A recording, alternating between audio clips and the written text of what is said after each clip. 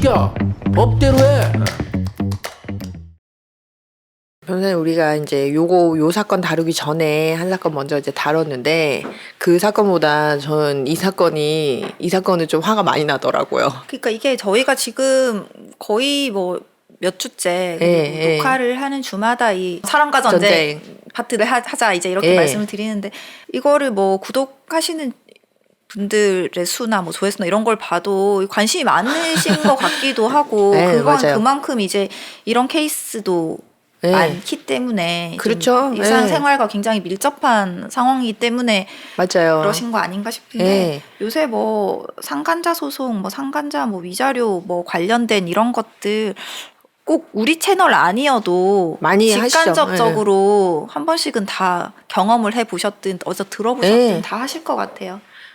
지금 이렇게 화가 난다는 지금 이 사건 이제 타이틀 보면은 술집 여자와 자고 올게, 이렇게 노골적으로 불륜을 저지른 남편, 상간녀 위자료도 대신 내줬다. 이 타이틀이에요. 벌써 타이틀만 들어도 화나지 타이틀도 않아요? 굉장히 좀 자극적으로 뽑은 것 같기는 한데. 그렇긴 하네요. 그렇긴 한데 지금 이거 어떤 사건이죠? 뭐 사건은 사실 굉장히 상투적인 사건인 것 같아요. 제가 봤을 때는. 뭐 그럴 수 있어요. 혼인 기간이 이제 30년 가량 된 부부예요. 부부인데 이 남편이 10년간 단골 술집인 여사장이랑 이제 불륜을 저질러 온 거죠. 아이고, 불륜은 오래 저지른 거예요. 그러니까. 그리고 이 아내가, 이 남편의 아내가 이 상간녀를 상대로 3년 전에 위자료 소송을 제기를 했어요. 이미 3년 전에. 네네. 위자료 청구 소송을 제기를 했는데, 하고 나서 이제 위자료도 받은 거죠. 받았는데 여전히 이 관계가 계속 지속이 되는 거예요. 아이고. 심지어 더 이 아내분 입장에서 화가 나는 게, 이 상간녀가 지급한 위자료가 자기 남편 돈이었던 거예요. 그 진짜 화날 것 같아요. 진짜 화나죠. 이 남편이 그리고 이제 불륜을 진짜 아예 대놓고 그냥 막 했다고 하잖아요. 이 아내의 말에 따르면은 처음에는 몰래 만났대요. 남편이 처음에 몰래 만났는데, 이분이 이제 결혼 30년 생활을 하셨잖아요. 그러니까 아마 이제 연세가 어느 정도 있으신 것 같은데, 아내분이. 그러니까 보니까 자녀들이 둘 있다는데 장성해가지고 직장 생활하고 독립을 했대요. 그랬더니 이제 그렇게 애들이 나가니까 이제 이 와이프한테는, 아내한테는 숨기려는 그 아예 노력조차를 안 한 거야. 그냥 알던지 말던지 대놓고 그냥 막 아내분 앞에서도 불륜녀랑 막 통화하고, 아내한테 나 그 여자 만나러 가 이렇게 하면서 막 나가고 이렇게 했다는 거예요. 참. 그 2천만 원이라고 하죠. 위자료 판결 받았는데 3년 전인 거예요. 3년 전에 2천만 원을 받고 계속 이제 만남을 지속을 하니까 이 아내분도 이제 더는 이 남편이랑 못 살겠다 하고 이제 이 남편에 대한 이혼 소송도 제기함과 동시에 이 상간녀에 대한 소송도 제기를 했고, 한 거죠. 또 그 남편에 대한 이혼을 제기하는 과정에서 뭐 남편이 뭐 폭력, 폭행 뭐 또 여러 가지를 했나 봐요. 그러니까 원래 이분이 이혼을 왜 안 하고 싶으셨겠어요? 10년 동안 지금 바람을 피우고 있는데, 자녀 때문에 이제 자녀들이 그런 경우 많잖아요. 아직 결혼을 안 한 이제 미혼의 자녀가 있으면 애들 시집장가 보낼 때까지만 내가 꾹 참고 살아야지. 그래도 뭐 애 아빠는 있어야지, 애 엄마는 있어야지, 애 결혼식장 들어가는데 이렇게 말씀들 많이 하세요.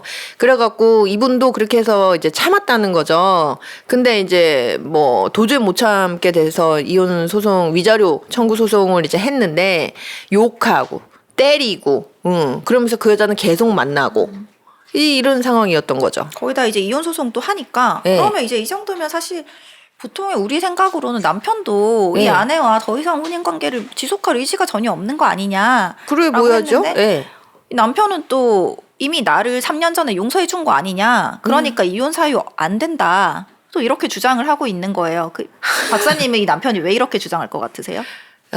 내가 이제 돈 줬으니까 이미 나는 책임을 다하고 내 잘못에 대한 대가를 다 지불했다 이제 그쵸. 이거죠. 그거는 상간녀가 준 거잖아요. 엄밀히 말하면. 물론 자기가 준 거긴 하지만 근데 이 남편이 지금 이혼을 안 하겠다라고 하는 건 제 생각엔 재산 분할을 해주기 싫기 돈 때문이죠. 혼인관계 30년이면 거의 뭐 40% 이상 그렇죠.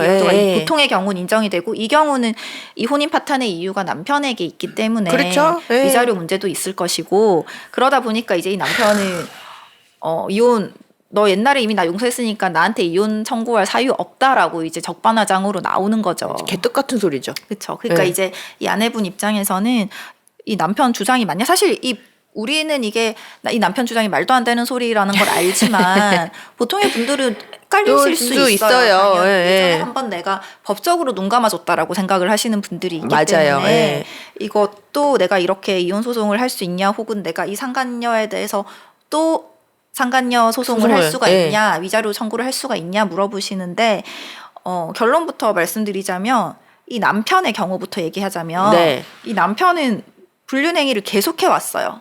그렇죠? 그러니까 지금도 이 재판상 이혼 사유가 있는 거죠. 그렇죠. 외에도 부정한 행위에 해당되는 거고 그것뿐만 아니고 그 과정에서 폭력 혹은 뭐 여러 가지들을 했잖아요. 그 부당한 행위 당연히 있을 것이고 이 부분에 대한 뭐 입증은 있어야겠지만 그것만으로도 당연히 이혼 사유는 가능하고요.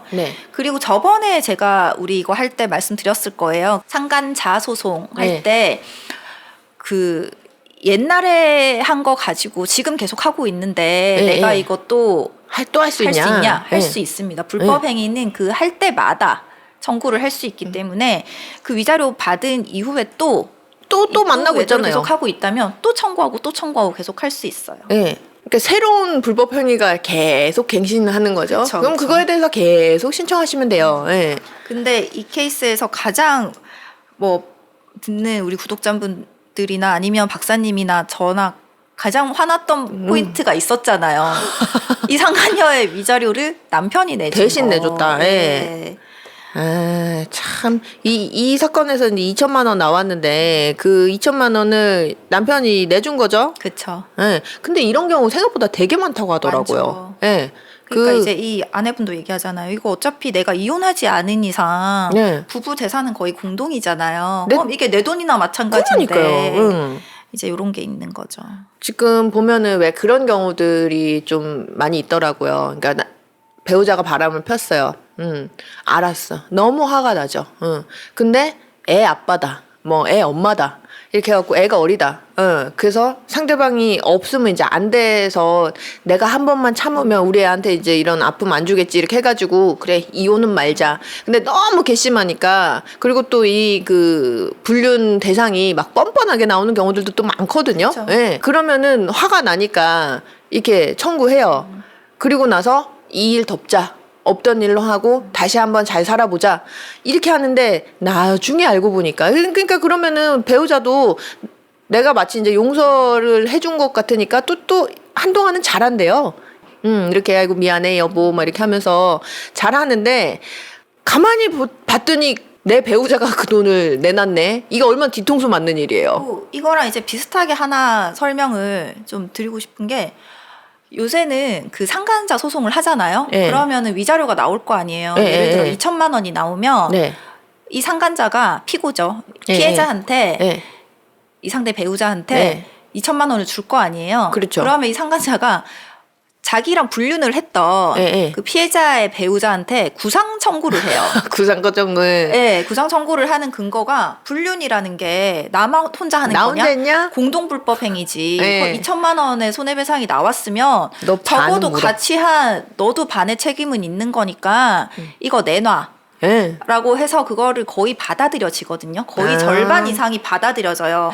그러면 이 상간자 소송만 제기한 배우자는 어떤 마음이었겠어요? 아까 박사님 말씀하신 것처럼 내가 너무 분해서 차마 내 배우자랑은 이혼은 못하지만 내가 너무 분하니까 너한테도 내가 조금 이렇게 받아야겠다 하는 건데 맞아요. 결국 내 배우자가 구상 청구를 당하는 거예요.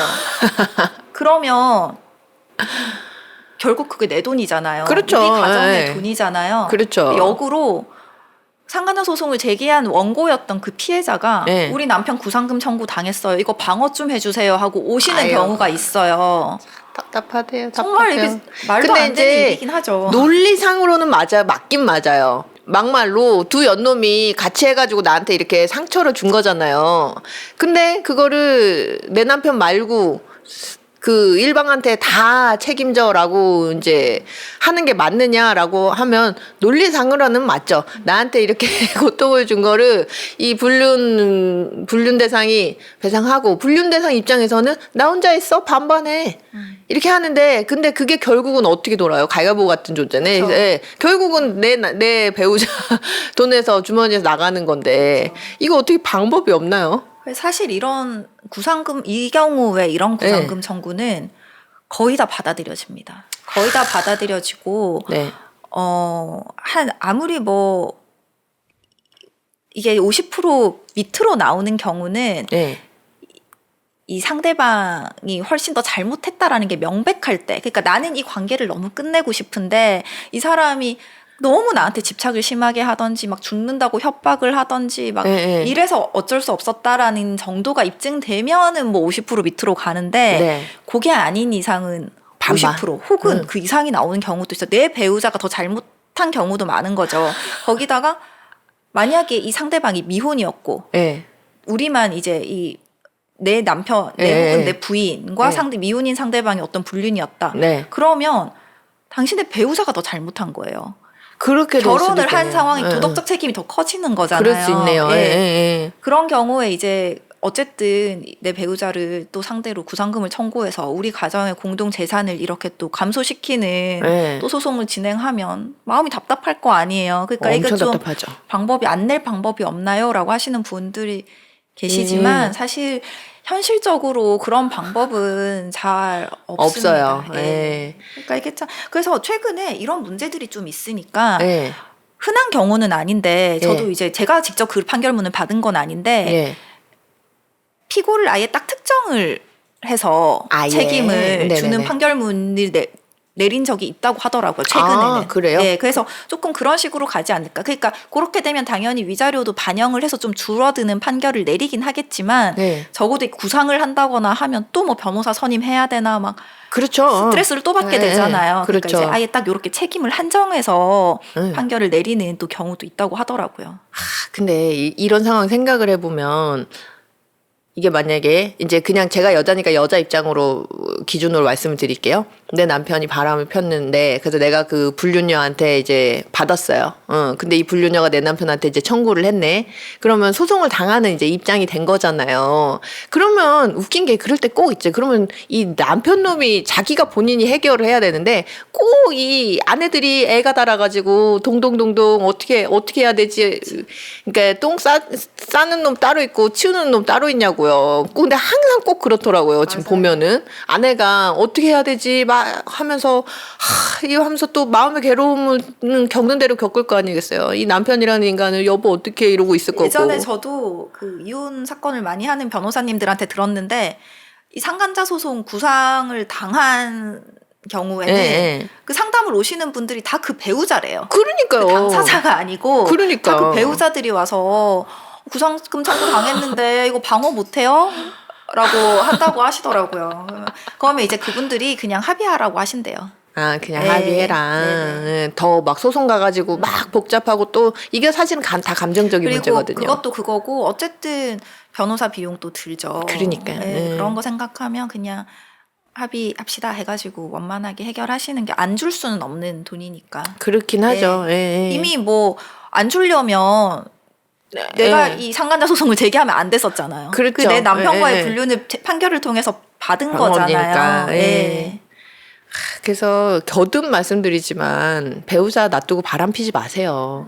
이거 상대방한테 너무 신뢰되고 너무 예의가 없는 행동이니까 지금 이 남편 우리 살펴봤던 이 사건 남편 아내분은 얼마나 복장이 뒤집어지셨겠어요. 아주 그냥 몰래 하다가 들켜도 지금 복장이 터질 판에 그냥 아주 대놓고 그냥 나 그 여자 만나러 갈 거야 이러고 이게 뭡니까 이게 참. 그리고 이 이혼을 끝까지 안 해주려는 그 속내도 너무 뻔히 보여서 그게 더 싫죠. 뭐 돈을 얼마나 많이 벌어놨는지 모르겠는데 아무튼 뭐 결론만 말씀드리자면 이런 케이스의 경우 당연히 상대방이 외도를 하고 있다면 그렇죠. 현재도 하고 있다면 네. 이전에 상간자 소송을 했든 안 했든 상관없이 네. 이전에 용서한 건 이전에 용서한 거고 지금 저지른 외도에 대해서 내가 용서한 건 아니잖아요. 그렇죠. 당연히 이혼 청구하실 수 있고 상간녀 소송 또 진행하실 수 있다. 네네네. 완전 결론을 네. 말씀드립니다. 그러니까 만약에 우리 구독자님들도 혹시 이 비슷한 상황이시라면 계속 청구하세요. 계속 청구해가지고 나쁜 짓 하는데 책임져야죠. 계속 청구하시고 나 과거에 한번 내가 뭐 애들 때문에든 뭐 때문이든 눈 감아준 적이 있어갖고 이제는 더 이상 안 되나 이렇게 생각하지 마시고 계속 불륜하고 있으면은 이전에 용서해 주신 건 용서해 주신 거고 지금 그 다음에 있었던 거 용서해 주신 거 아니니까 다 법적으로 어떻게 처리가 가능하니까요. 그냥 이렇게 너무 속 터지게 모르시고 그렇게 당하고 계시지 않으셨으면 좋겠어요. 네. 오늘도 이렇게 또 사랑과 전쟁 한번 살펴봤습니다. 네. 네, 고생하셨습니다.